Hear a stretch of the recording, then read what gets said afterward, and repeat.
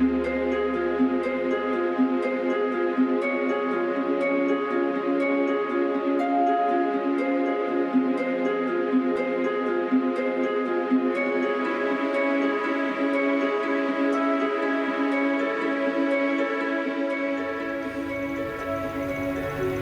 hello everyone.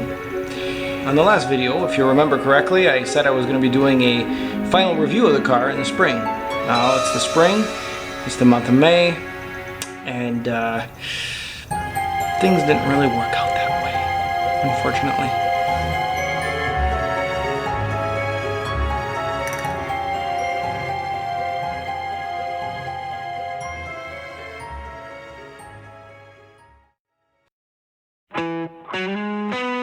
So what was supposed to happen is I was supposed to do all the final sorting of the car over the winter and have the car ready for spring. But you know what happened is I honestly didn't feel like working on the car in the winter, so I kind of just sat back, relaxed, enjoyed myself, did absolutely nothing. And here we are in the spring, everybody's driving around with their really cool cars. I can hear V8s passing by and mine's not ready.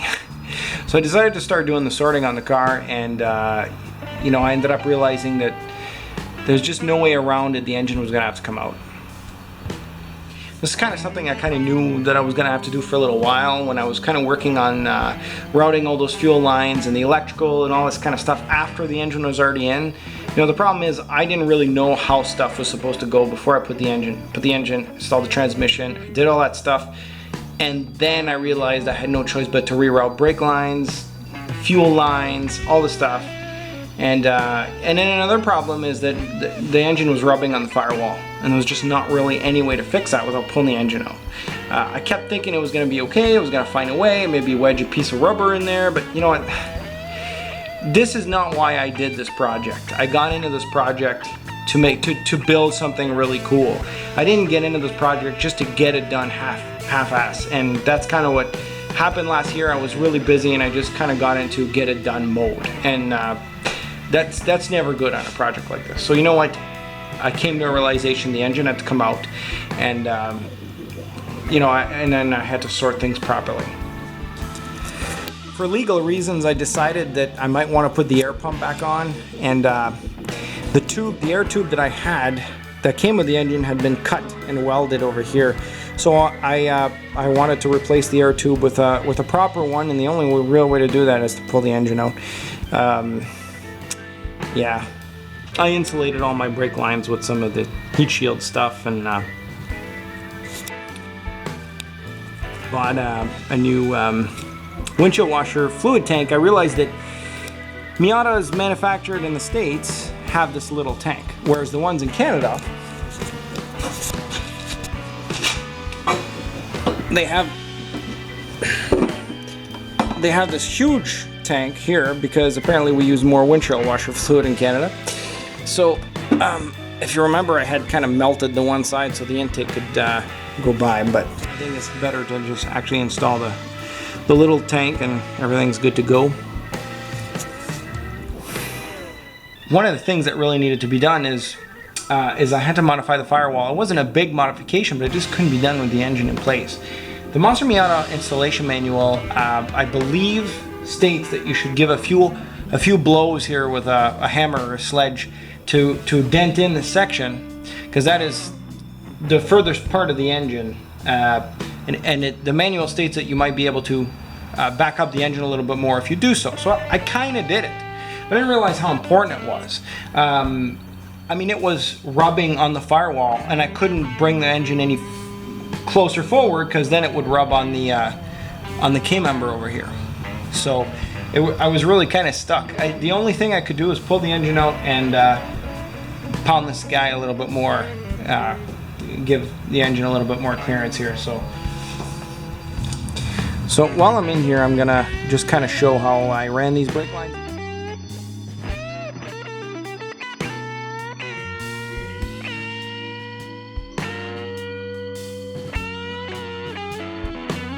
Is really a great way to do it unless you go with a tubular K-member, and then if your exhaust doesn't have to come out in the wheel wells, you don't have to cross the exhaust with the fuel lines.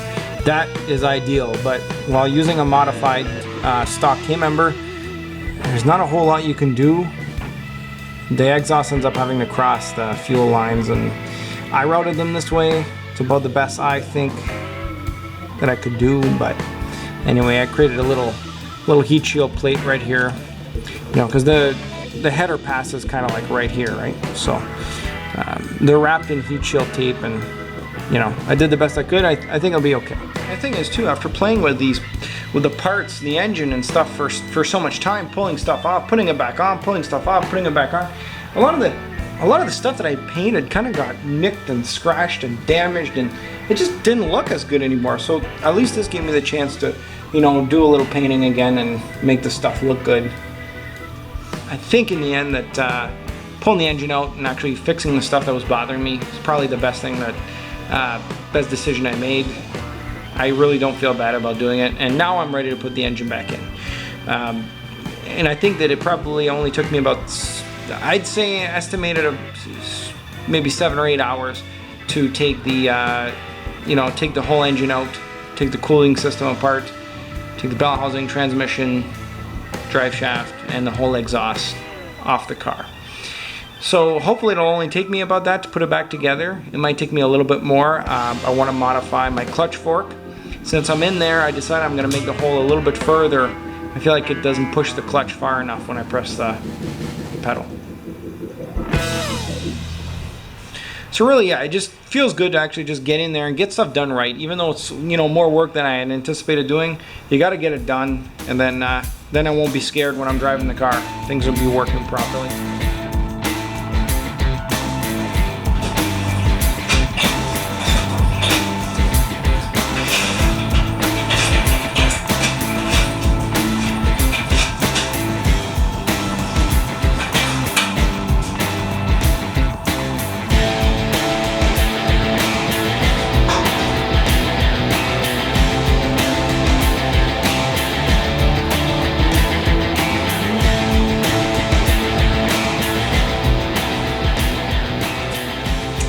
So after taking the engine in and out a couple times yesterday, I think I finally got it where I want it. You know, I had to make a few little adjustments again, clearance issues here and there. Some of the new stuff I added, the new air pipe was touching the fuel line, so I had to modify that a little bit. And after a couple times pulling the engine in and out, I'm an expert at pulling it in and out, but anyway, we're good to proceed now. At least now I know everything's good. We have the clearance, and we're doing well here. Now, something else that I decided to do is I'm going to be adding a brace here for the bracket that holds the slave cylinder. I was having some clutch issues, and when I was reading on V8Miata.net, it looks like all the guys are putting a brace here, and it eliminates some of the flexing that occurs in the bell housing and the bracket. And you know, I don't know how much it actually helps, but everyone seems to swear by it, so I'm going to do it. Furthermore, the clutch fork, where we had drilled the hole in the clutch fork here. I ordered a new clutch fork. I'm going to be drilling the hole maybe a ½ inch further. I find that it's just not pushing the clutch in far enough. So I'm going to try that. While I have everything open, I'm going to be doing that.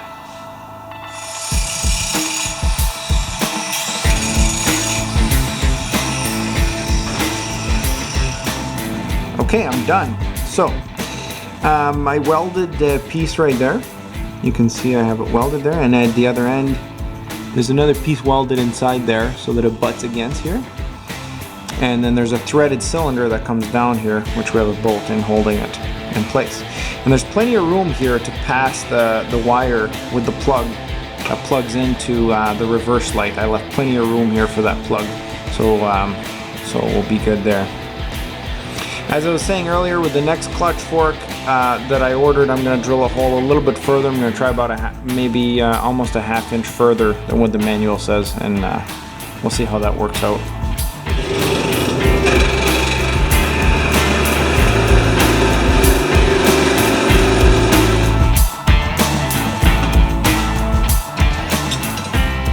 Well, these clutch forks are really difficult to drill through.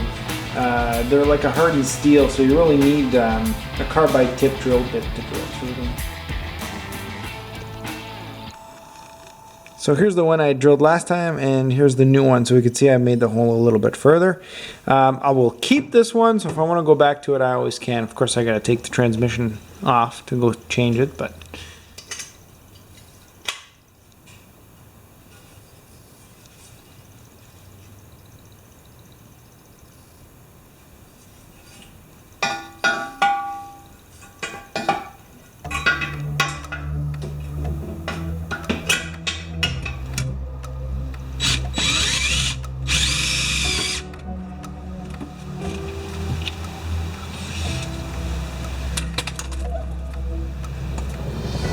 my battery cable that runs under the car here to the trunk, I never really did get a chance to fasten it correctly. Last year, when I kind of closed the project for the season, I just kind of tie wrapped it in random places to keep it out of the way temporarily. But now's the time to go and fasten it correctly with some of these rubber cable clamps here.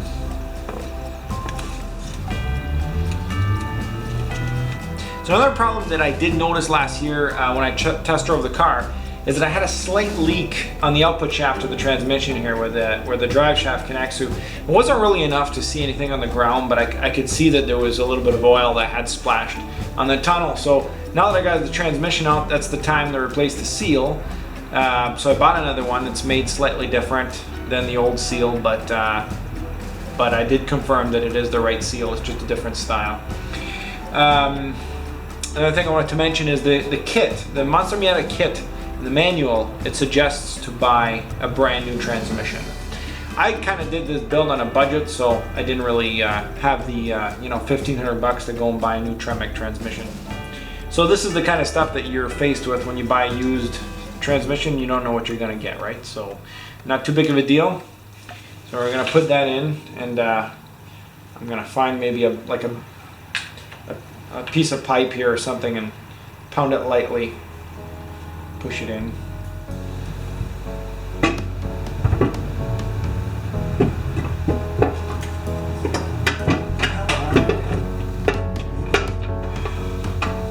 Now.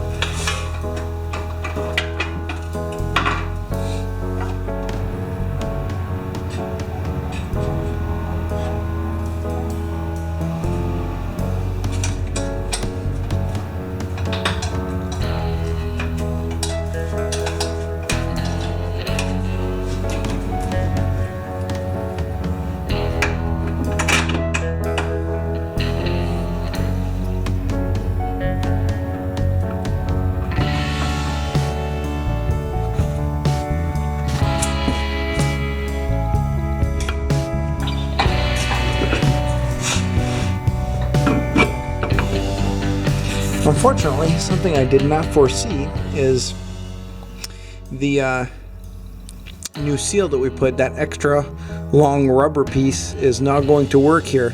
The drive shaft, as you can see here, is where it needs to go, and this guy is completely compressed. I mean, unless it's okay for it to be like that, but I don't think so.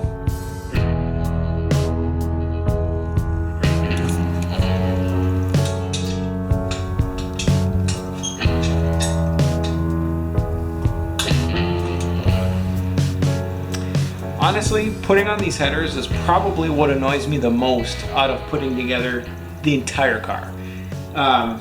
There's no room for the bolts. So I even had to cut an Allen key a little bit shorter so I can even actually get in there to turn them. 3 of the bolts have to go on at the same time as you're putting on the header, because the head of the bolt has to stay flush with the bottom of the header.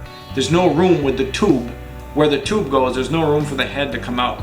So you have to put them on, on an angle into the hole, all the way in, and then screw them in slowly as you put on the whole header. Pain in the butt. But anyway, not the first time I do it, so I know what I'm doing. So many of you guys were watching the other videos and you noticed that the exhaust tips were a little bit wonky on the car. That's because when I built it, the car was backed up against the wall over there, and they looked fine to me at the time until I got the car outside and took a few steps back. So while I got the exhaust off the car right now, now's the time to fix it. This muffler is just a little bit, the whole muffler is just a little bit lower than this one, so the pipes, the end of the pipes ended up at the right spot, but they were at different angles. So I gotta fix that.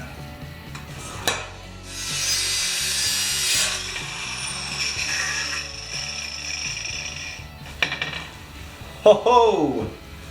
Ho ho! Wow! See? See that?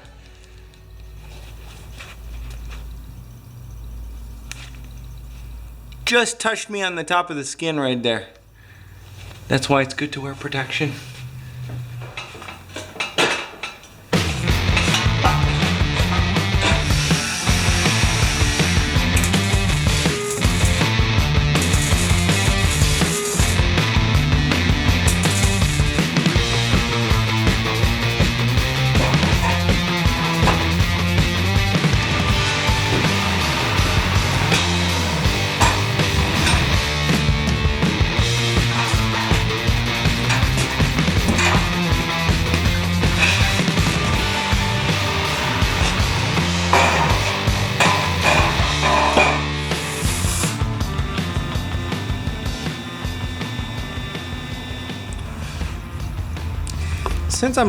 Since I've decided to put all of the emissions equipment on the car, I've added this pipe here to the exhaust system for the smog pump to blow some air into the catalytic converters. Otherwise, after a bunch of work on this exhaust again, I'm ready to put it back on the car.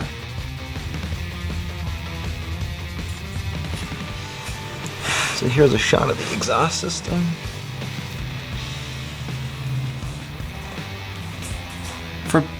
Here's my smog tube. For people that have done this, I'm not sure how they've managed the smog tube. I decided to put the check valve underneath the car and run the hose up to it. I don't know if there's better ways to do this, but anyway. You can see in many areas I went and put some of this heat reflective shield stuff here right onto the sheet metal. So one of the little snags that I hit in this project, which I think a lot of people kind of do, is, well, with the Ford build anyway, is how to seal the tunnel to the shifter. So the Miata boot, the original boot, that tunnel boot doesn't work anymore, obviously. And the Monster Miata kit comes with this little flap with a little hole in it that you're supposed to kind of tuck under the carpet. And anyway, I don't know, maybe that flap works pretty good when you have the original Ford shifter with the T5, but I went with the Ford Racing Hearst shifter, so it didn't really work too good. What was happening is there was so much tension from that rubber flap pulling on the shifter wherever you'd shift that it just felt like you were shifting in it felt like the transmission was a ball of rubber. You know, like it felt like, I don't know, it wasn't good. So I spent quite a bit of time and trying to find a better solution, and what somebody on the V8 Miata forum, V8Miata.net forum, suggested was to use these rubber plumbing roof vent flashing here. So I did this, and it so happens I bought a 3-inch one, and it so happens that my shifter, the base of my shifter, is exactly 3-inch and perfectly circular. So I put this upside down, sealed the bottom of the shifter, and I created a little racetrack bracket that goes around, bolts into the body of the car, and seals the rubber down to the body. So it's pretty cool. And since I got the console out right now, I'm just going to show in the video what that looks like. Here it is. Kind of hard to position the camera here, but there it is. So we can see that it seals the base of the shifter. I actually have to take the whole shifter apart to be able to slip it on, because this metal, this black part here on top is actually wider than the opening of the rubber. Is actually wider than 3 inches, and the base is 3 inch, the rubber's opening is 3 inch. So I take the whole top of the shifter apart, slip the boot on, and put the shifter back together. And then I have this little you know, like I said, a little racetrack that kind of pinches down the rubber, and this way, you know, you're shifting, and you know, you have nothing, there's no tension at all on the shifter, which is great.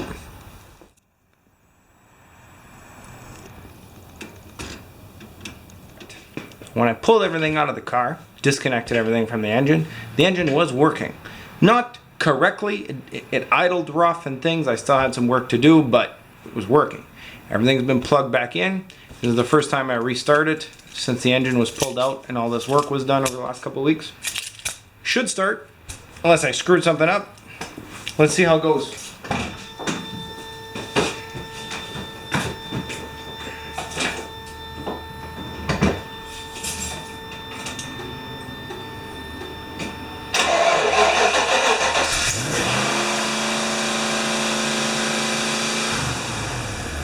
Okay, she starts, but the idle speed control screw, I did play around with that a little bit, and it was revving at like 4,000 RPM there, so yeah, that needs to be adjusted. But other than that though, it's working, so that's good. It's very good. Very happy. So another thing left to do is to calibrate the tachometer. I'm trying to follow the instructions in the book here. I got the gauge cluster out, and looks like I gotta remove the lens off the gauge cluster. So.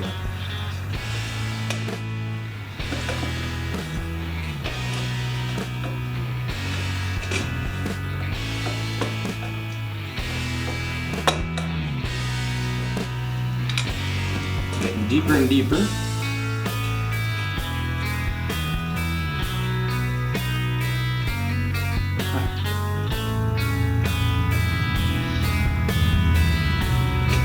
Find the small white potentiometer located above tag dial.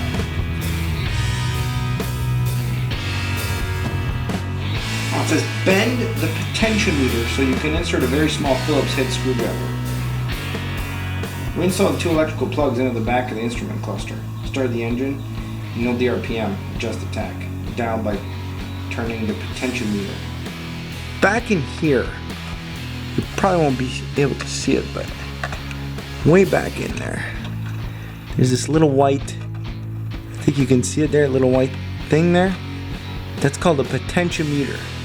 And on the top of that thing, on the very top of it, there's a Phillips. You can put a Phillips screwdriver and turn it, but the problem is you'd have to go through here to get to it. So what the book says is to actually bend it. So it's soldered onto the board here, and if we bend it the right way, we should be able to reach it with a Phillips. I don't like doing this, I'm going to be completely honest. It seems silly to be doing this. It is right in the hole there.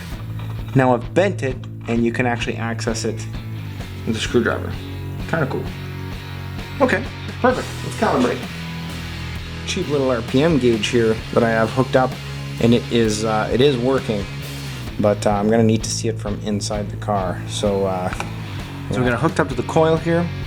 We got some battery power there, and I've got the tachometer on the wiper. The wiper's holding it, but it's perfect. I can see it from inside the car. We've got the gauge cluster with the 2 cables plugged back in. I didn't plug the speedometer because we gotta pull it all back out to put the lens back on. So let's calibrate this thing. Alright, let's calibrate.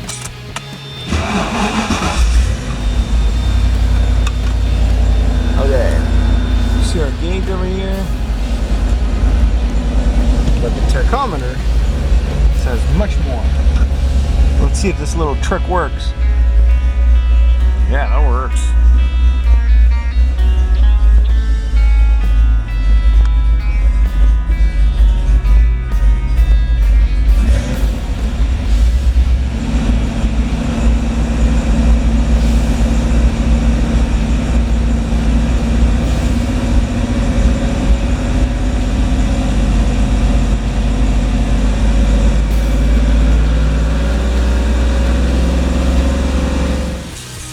Yeah, looks like I got a leak here.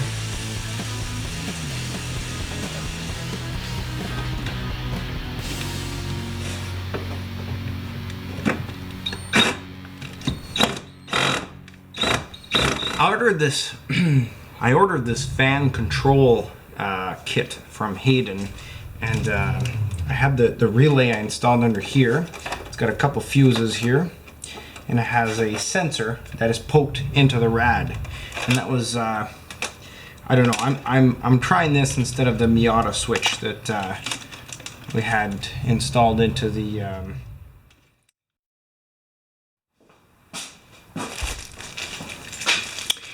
All right, so I do have one last thing before I'm ready to take this car off the jacks and out for a ride. I bought from McCully Racing Motors this famous TFI relocation kit. So I'm really anxious to install this because this is kind of something that was bothering me. The TFI module, also known as the thick film ignition module on these vehicles, on these engines, are known to go bad and leave you stranded on the side of the road. Some guys with the Mustangs actually carry a spare one, apparently, from what I've been reading on the forums. And in the Miata engine bay, it's even worse because the inside of the bay gets a lot hotter because there's not as much space. And this is a problem. And McCully Racing Motors, they have this kit where they sell you this heat sink. I can see that they've put some heat compound paste in there. Hopefully you can see it on the video there. You basically unplug the TFI, take the bolts out, pull the wire out to wherever you want to install to the new location. You screw the heatsink, secure the heatsink somehow, some way. I'm not sure how yet. I gotta look that up. And oh yeah, they've given these bolts, these self-tapping screws with spacers. So you basically unscrew the TFI, unplug it, unscrew it, take it out, grab the plug with the wiring, yank it out, make sure it gets to wherever it is, the new location you want to install it. You bolt this heatsink into place. They give you the hardware. It's got these long self-tapping screws with these spacers in it. You bolt it up, then you screw on the TFI on the heatsink instead of on the distributor, and then they give you this little harness that they made. You plug to the distributor and you plug in a TFI module. So really straightforward, really easy. You know, if you really wanted, you could probably make your own, but at the end of the day, for the price McCully Racing Motors charges for this, it's just not worth making all this and finding a heatsink and buying the heat paste and all that stuff. No. This is, to me, a really nice little kit for what it does. So I'm going to install that and I'll be ready to go for a ride.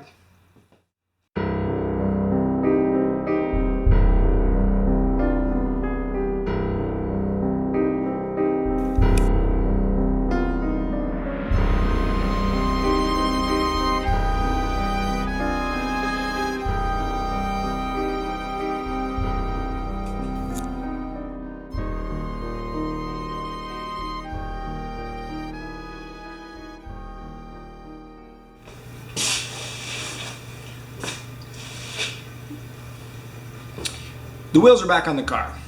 I didn't film all that, but I put the wheels back, put the car back on the ground, and I've actually taken it for a couple test drives, and it's actually driving really well. Aside from the fact that I still need an alignment and a few minor things, but honestly, overall, almost all the initial problems that I had with it before have, I think, been resolved. It's been about 3.5 weeks that I've been working on it since I got back in this project, and over the course of the last 3.5 weeks, I probably spent about 50-60 hours on the project.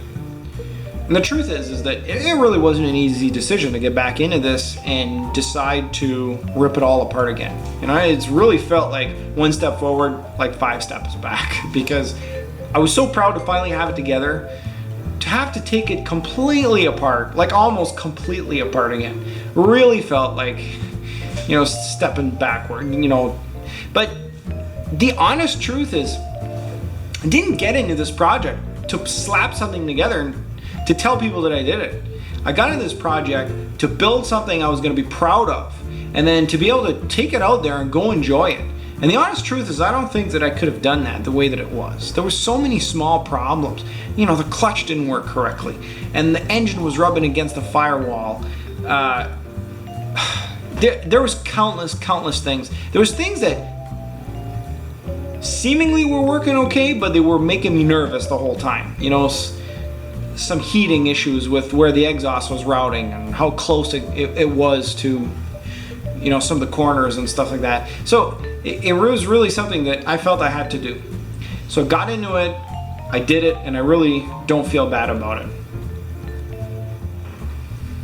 So a lot of guys online, you know, a lot of people suggest that if you're going to be doing this build on a budget, what you should do is buy a donor car for your engine, and then this way you have all the components, you have everything's there, and also you're taking it apart, so you know how it's all plugged in and how it's all configured together.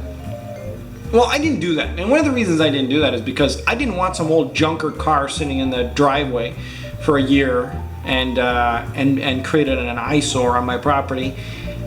And truth be told, my wife would not have been very happy with that either. But on top of that, I got a good deal on this engine. It was already out of the car. The guy was willing to give me all the wiring harness and everything, so it just seemed to make sense. And you know, I went for it, but I really did notice that you know, it really does nickel and dime you to death when you start having to buy random little pieces. And not just that, but when you have to put some stuff together and you don't know how it goes, you haven't taken it apart, well, you're kind of limited sometimes as to the information you can find online, because some of the very basic stuff that everyone knows it because they had a car that had it in and they saw how it was put together. Well, you don't know. So you're trying to find pictures, and sometimes it can be a little bit frustrating. So over here behind me, I've got all the components for the Smog system. We've got the air bypass valve, the derivative valve, check valves. We've got the solenoids that activate them. They all work on vacuum. And then we got the solenoid that activates the EGR. And we got the vacuum reserve canister. And the Smog pump I picked up off some guy in a classifieds, and I've already bolted on the engine. This is a good example of not having taken this apart, not really knowing how it works, not really knowing all the components, and having to source every single component. So I had to learn everything online of how the system works, and every component I realized on a Fox 5-liter engine, all of these components are now kind of pricey. Some of them you can't buy brand new anymore. And a lot of guys are actually restoring these cars, so people are willing to pay for these components. And to get them into Canada was ridiculous, because almost every component on eBay used, people were asking $50 to ship it to Canada. It's like $10 to ship anywhere in the States, and like $50 to get it into Canada. So every single component's 50, 50, 50, 50, 50. You can imagine how much that ends up costing. So I was a little bummed out, and fortunately I was able to find an eBay seller that actually had all the components and was willing to work with me, and he gave me a discount because I was buying multiple components, and he was able to ship everything in $1. So that saved me a lot of money. Still cost me a couple $100. And you know, originally I decided that I wasn't going to put any of the emission stuff on this car because I didn't think it mattered. I really thought as long as you got catalytic converters, you're good to go, especially since the Miata didn't even come with Smog or EGR and stuff like that. But reading on the forums, some guys from Ontario here that have horror stories about getting caught and getting fines for not having a Smog pump on like a 70s Corvette or like things like that. And you're like, really? So I started reading a little bit more, and I realized that this was kind of a, you know, I realized I was going to end up being paranoid as I was driving this car, that I had some of this stuff missing. Now what I wasn't sure is if, since the Miata never came with these parts, if I was required to have them.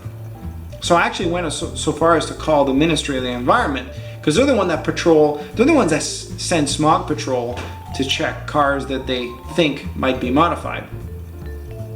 And they did confirm to me that not only does the transplanted engine have to conform to the original emissions requirement of the car, but also it has to retain all of its original equipment. So I was kind of annoyed at that, because to me, if I can pass the sniff test and the car is clean, what the heck does it matter? If it's as clean as the car was supposed to be when it was manufactured, then who cares? But You know, that's not how the rules are. And they did confirm to me that legally I had an obligation to install all this stuff. Could I have taken the chance and hoped to not get caught? Probably.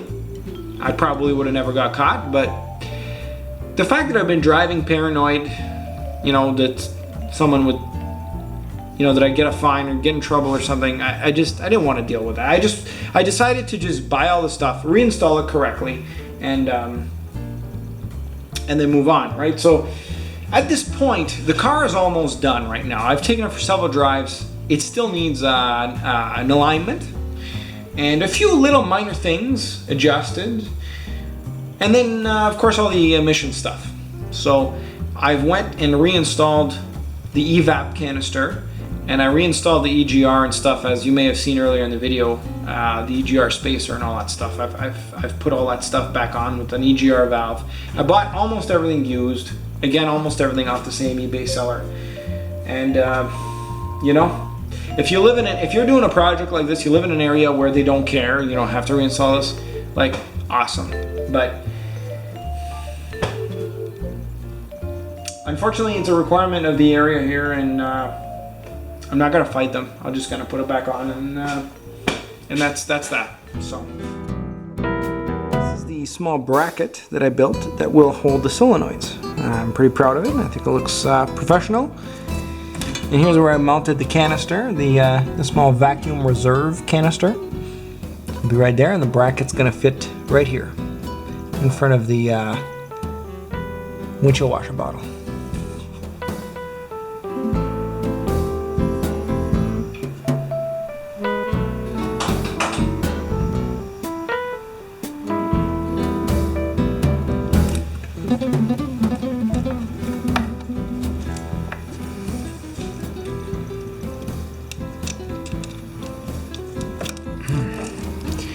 Just to show what all this stuff looks like,